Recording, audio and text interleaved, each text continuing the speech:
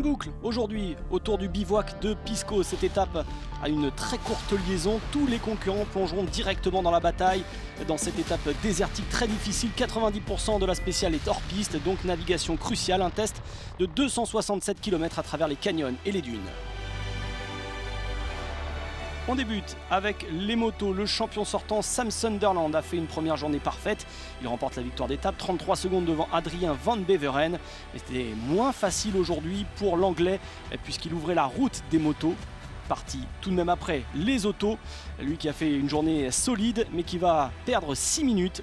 Il est 7e.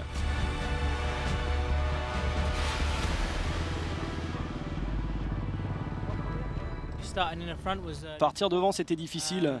On avait les lignes des voitures, mais on ne savait pas forcément lesquelles prendre. Et les dunes étaient vraiment très denses. L'Espagnol, Laia Sanz, n'a pas de soucis dans la catégorie femmes. L'Espagnol a fait encore une fois une belle journée. Même si elle perd 20 minutes, elle est 12e. Difficile tout de même de naviguer dans les dunes. Image ici Toby Price qui la double et qui va suivre Laia Sanz. Le champion 2016 la rejoint et termine 10e de cette étape. Gérard Parès a terminé 3e dans la catégorie moto l'année dernière. Et l'homme d'Imonsa dans la région de Murcie a connu une journée compliquée. Il termine à 13 minutes des meilleurs. On parle à présent de Stefan Zvitko qui a terminé 2e en 2016. Le Slovaque sur moto privée a tremblé aujourd'hui, chute dans les dunes. Il va perdre lui aussi 13 minutes, mais pas de dommages pour sa moto.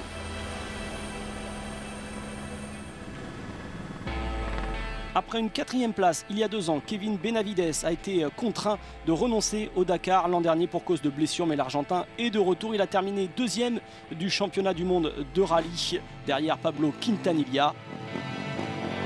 Il prend la 5e place de cette 2e étape. Son coéquipier chez Honda, Michael Medj, lui a fait un tout petit peu mieux. Il vient chercher la 4e place de cette étape, mais mauvaise nouvelle pour la famille Medj. Son jeune frère, lui, Adrien, s'est cassé la jambe dans cette journée. L'Autrichien Matthias Wagner est le mieux classé chez KTM de cette journée. Il termine 3e. 2e l'an dernier, surtout 3e des championnats du monde de rallye raid. Il est en forme, tout comme Adrien Van Beveren, à qui ce début de Dakar peut plaire avec toutes ses dunes. Le spécialiste d'enduro, 3 fois vainqueur au Touquet. Il termine comme hier à la 2e place de cette étape. Et il a pris forcément du plaisir.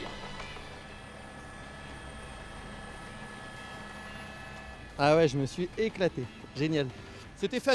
Il y a les dunes un peu cassées par les voitures, c'est vraiment amusant, ça permet de se lâcher un peu plus. Les crêtes sont un peu moins raides, donc on peut sauter, on peut faire quelques petits gestes techniques sur la moto et c'est plutôt agréable. Johan Barreda-Bort, maintenant, il avait promis d'attendre 4-5 jours avant d'attaquer réellement dans ce rallye.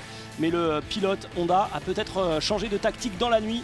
Il était à l'attaque toute la journée et il va venir gagner cette étape de près de 3 minutes. Très belle étape donc pour Barreda. C'est sa 20e victoire d'étape et la première sur ce Dakar 2018. Je me suis toujours bien battu toutes ces années et surtout cette année, c'est pas toujours facile de venir jusqu'ici et de débuter le Dakar. Mais il va falloir garder le même rythme tout au long de ce Dakar. Il y a beaucoup de bons pilotes, surtout sur ce type de terrain. Bonne journée pour Honda avec 3 pilotes dans le top 5. Des soucis tout de même avec la blessure au poignet de Barreda qui s'est réveillé aujourd'hui. Et au général, donc, l'Espagnol mène avec 2 minutes 30 d'avance sur le Français Van Beveren avec Wagner, Sunderland et Quintanilla qui font leur apparition dans le top 5.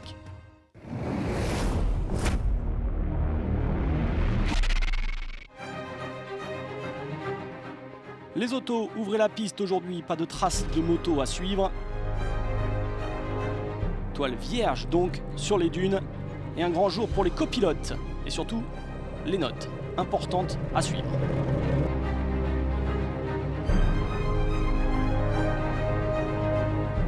J'ai quand même un petit peu d'appréhension parce que c'est pas souvent que c'est comme ça et on va voir ce que ça donne. J'ai bien préparé la spéciale.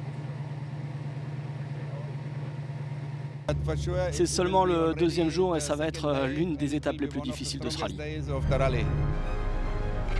Et après une première étape rondement menée pour Brice Mencys, il avait quasiment l'ouverture de la piste face à lui. Et pas de belle journée pour Brice Mencys qui va se cracher. Sa voiture va faire des tonneaux. Et la cage qui protège les pilotes aura évité toute catastrophe. Gros accident donc pour Mencys, contraint à l'abandon. Pete m'a dit de faire vraiment attention. J'ai regardé, je pensais que c'était juste un petit saut de dune. Je suis allé un petit peu trop vite. On a fait un énorme tonneau.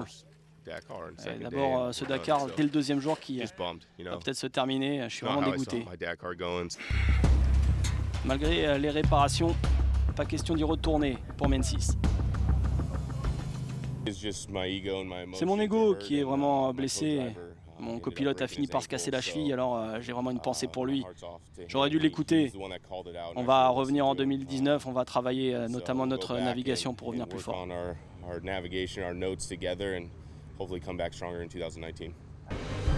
Allez, on souhaite à Pete, le copilote, un rétablissement rapide. Et un autre copilote qui souffrait aujourd'hui, c'est Mathieu Baumel, dans l'équipage avec Nasser Al-Attiyah. Intoxication alimentaire pour lui. Et forcément, pour Nasser, on va perdre du temps. 14 minutes, 8e seulement. Dani Roma, lui aussi, avec Alex Haro. Sur l'équipage mini, va perdre beaucoup de temps, 22 minutes en tout. Il s'est arrêté 2 fois. La 2 roues motrices de Mikko Hirvonen, le Finlandais volant, en forme sur ce Dakar. 7e de cette étape.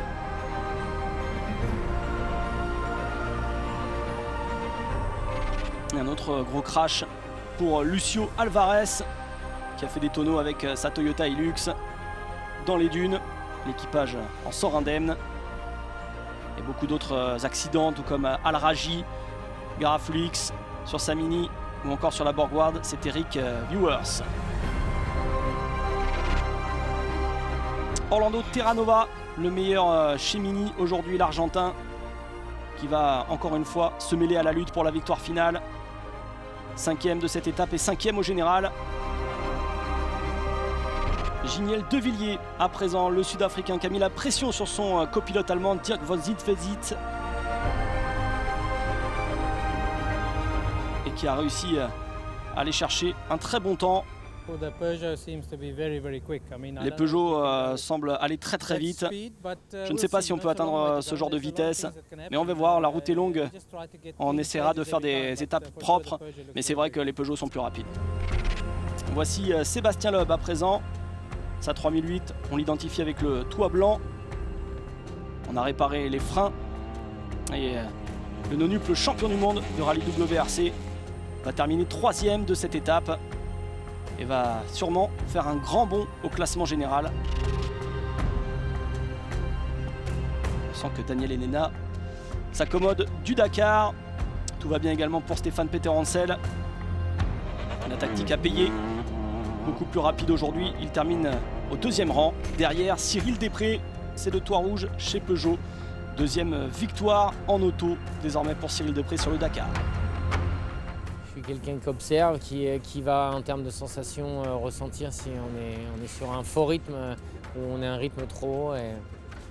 Et avec David, mon copilote aujourd'hui, je pense qu'on a fait un bon équilibre. La stratégie de la première journée a payé pour Peugeot qui prend les 3 premières places devant Devilliers et Terranova. Et au classement général, on retrouve également 2 Peugeot de première place avec Sébastien Loeb qui a oublié ses mésaventures de la première journée. Il est 4e.